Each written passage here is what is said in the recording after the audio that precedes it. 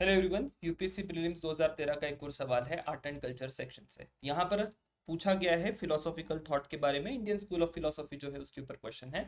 So with reference to the history of philosophical thought in India, consider the following statements regarding Sankhya school. Fine, let us see statements क्या क्या है। पहला statement है Sankhya does not accept the theory of rebirth and transmigration of soul. और दूसरा statement यहाँ पर है Sankhya holds that it is the self knowledge that leads to liberation and not any exterior agent or influence। ठीक है, तो दोनों स्टेटमेंट को अगर देखें, सबसे पहले तो पहला स्टेटमेंट रीबर्थ की बात जो है वो सांख्य में करी गई है।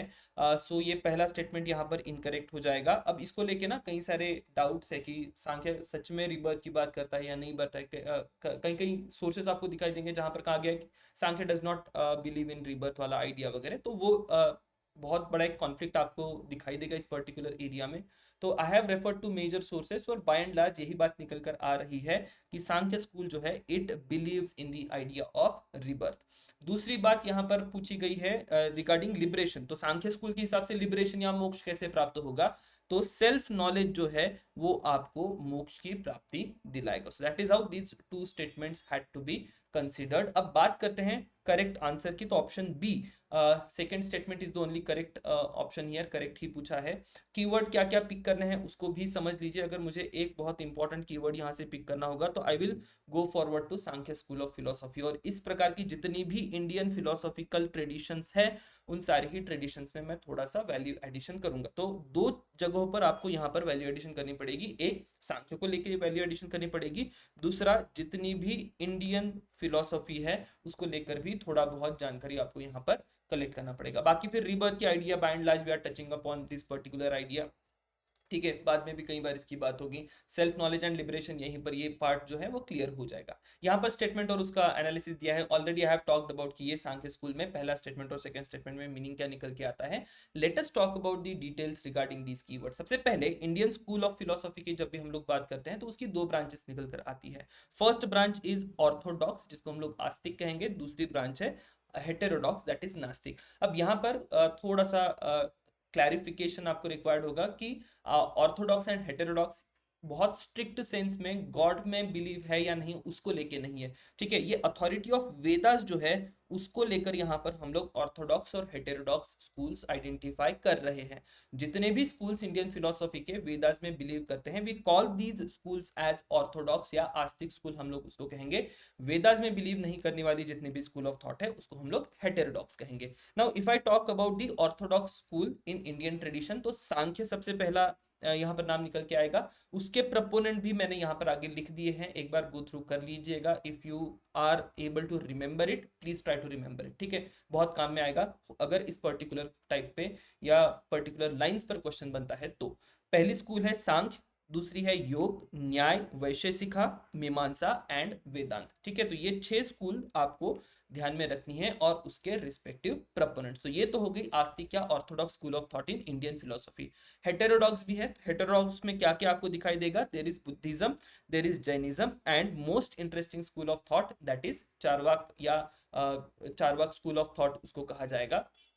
Now once we are done with these Indian school of philosophy, broad basis पे हमने इसको समझ लिया हेटेरोडॉक्स और ऑर्थोडॉक्स के लाइंस पर। इसमें कई सारी डिटेल्स भी है but it is really not possible कि एक ही सेशन में एक ही 5-10 मिनट के वीडियो में आप सारी डिटेल्स देखें। तो मैं फिलहाल वैल्यू एडिशन यहाँ पर कहाँ कर रहा हूँ, संख्या स्कूल जो है या सांख्य स्कूल जिसको कहा जाता है उसको लेके थोड़ा सा वैल्यू एडिशन हम लोग करेंगे। Now if I talk about Sankhya school, तो ये सांख्य का मतलब जो संस्कृत टर्म है नंबर्स, वहां से ये मीनिंग निकल कर आता है। ठीक है, सेज कपिल जो है वो इसके प्रपोनेंट है, that is something again we have already seen. Now this is the school of thought जो डुअलिस्टिक प्रिंसिपल पर बिलीव करती है। डुअलिस्टिक प्रिंसिपल पर बिलीव करना यानी क्या हो गया कि there are two separate entities की बात यहाँ पर हो रही है। तो दो कौन सी सेपरेट एंटिटीज सांख्य में बताई गई है? तो there is one that is purusha which is consciousness and another is prakriti that is nature। ठीक है, मैटर भी आप उसको कह सकते हैं। नाउ डुअलिज्म जो है यहाँ पर कोर प्रिंसिपल है सांख्य का।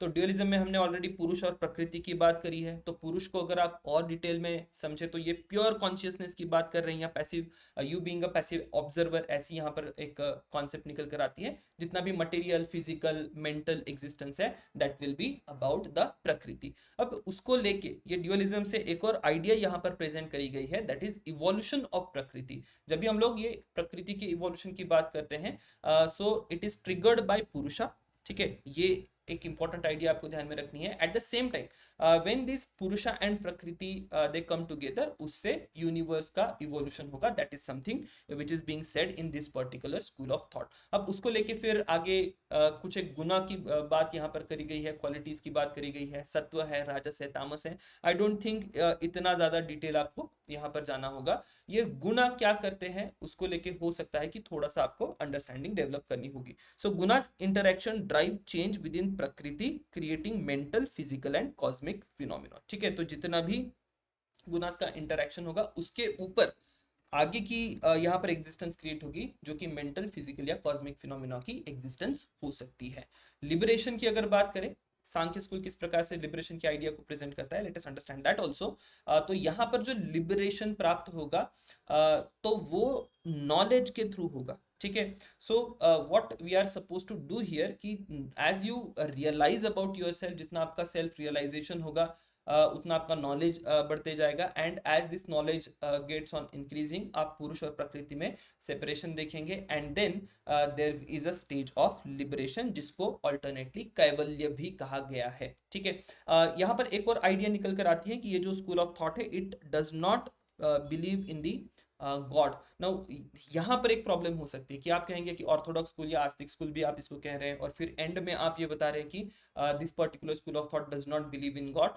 तो ये आपको ध्यान में रखना होगा। When I said orthodox and heterodox, I was more talking about the idea of Vedas, ठीक है। वेदास में बिलीव करने वाले आस्तिक, वेदास में बिलीव नहीं करने वाले they will be termed as nastik. So that is why here if even if I say कि सांख्य स्कूल जो है वो गॉड के एग्जिस्टेंस पर बिलीव नहीं करती, तो that is like again can fit in this आस्तिक स्कूल, ठीक है। So it then focuses on personal realisation without divine intervention, ठीक है। तो डिवाइन इंटरवेंशन कुछ नहीं है, whatever there is that is your personal realisation, और यही पर्सनल रियलाइजेशन आपको क्या दिलाएगा, तो it will provide you liberation, ठीक है। तो यहाँ पर विवेक ज्ञान की बात करी गई है, ये टर्म भी कई बार पूछी जा सकती है, तो ये टर्म को भी ध्यान में आपको रखना है। So this is about the Sankhya school.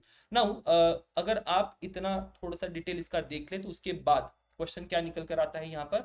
2014 का एक क्वेश्चन है, which one of the following pairs does not form part of the 6 systems of the Indian philosophy. तो ऑलरेडी हम लोग 6 सिस्टम क्या है वो देख चुके हैं। तो मीमांसा और Vedanta, they are a part, Nyaya and Vaisheshika are a part, Lokayata and Kapila is not a part, Sankhya and Yoga है। So that is how you are supposed to approach this particular question. We'll see you in next question. Thank you everyone.